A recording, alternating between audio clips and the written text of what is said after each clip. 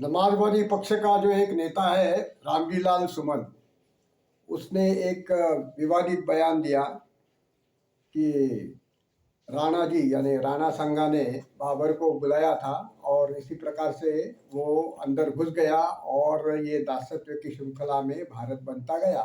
इसके लिए उसने गद्दार शब्द का प्रयोग किया। अभी ये जो प्रकार जो है वो समाजवादी पक्ष के एक आध व्यक्ति ने कहा, इसमें कोई आश्चर्य करने की बात नहीं है।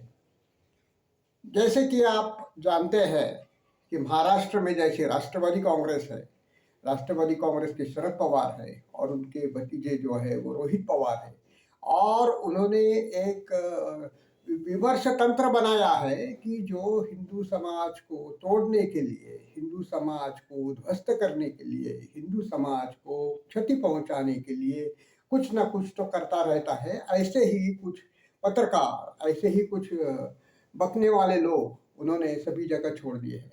उसी प्रकार से उत्तर प्रदेश में अखिलेश यादव ने शरद पवार का शिष्यत्व ग्रहण कर लिया है, ऐसा लगता है, क्योंकि इतनी सोच से ये काम अभी चल रहा है कि उसने रामजीलाल सुमन के मुंह से ये कल कहलवाया कि राणा जी ने गद्दारी की है देश से, और इससे स्वाभाविक है कि हिंदू समाज बहुत संतप्त हो गया, राजपूत समाज संतप्त हो गया, और राजपूत समाज की करणी सेना नाम की संगठन जो है उन्होंने बहुत उग्र प्रदर्शन किया।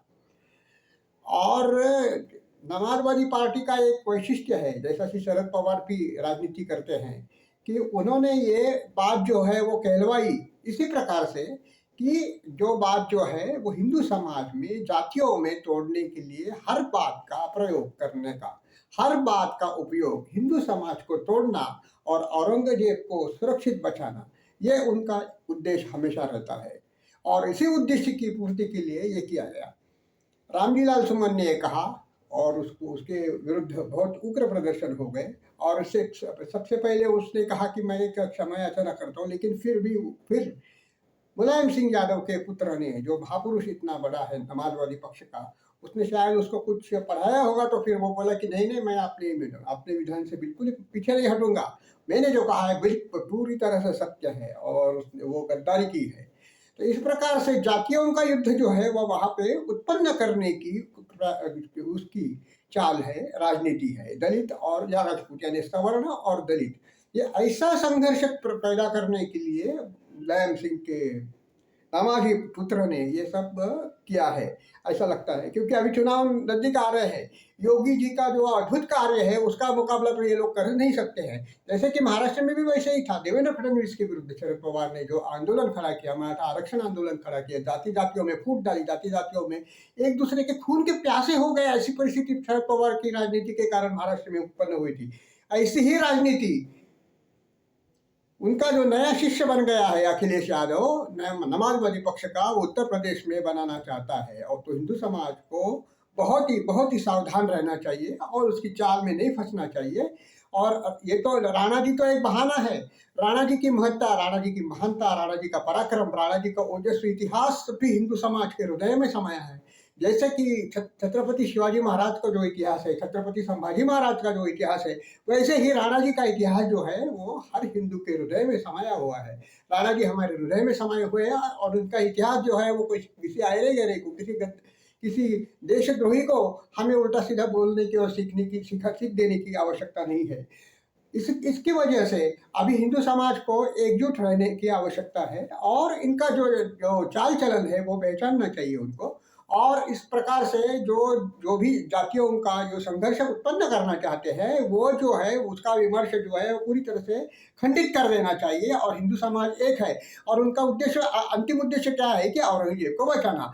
छावा नाम का जो चित्र बन गया है, प्रथम ऐसा चित्र बन गया है पूरे देश में, वो उसका बहुत बड़ा प्रचार हुआ है, और एक बहुत ही बड़ा सत्य जो था, इतने सालों साल तक छिपाया गया था, वो लोग सब जनता के सामने प्रस्तुत हो गया है, और जनता को विश्वास हो गया है कितना अत्याचार सहा था इस महापुरुष ने, फिर भी उसने धर्म को नहीं छोड़ा था।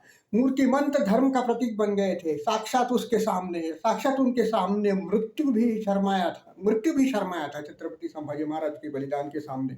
तो ऐसा इतिहास पढ़ करके सत्य लोगों के हृदय में जाग रहा है, हिंदू समाज में जागृति हो रही है, और इस जागृति को दबाने के लिए, इस जागृति को नष्ट करने के लिए फिर से एक बार जाति जातियों में युद्ध में भड़काने का यह जो प्रयास किया है, इससे हिंदू समाज को सावधान होना चाहिए और सभी जातियों को इस विमर्श को खंडित कर देना चाहिए।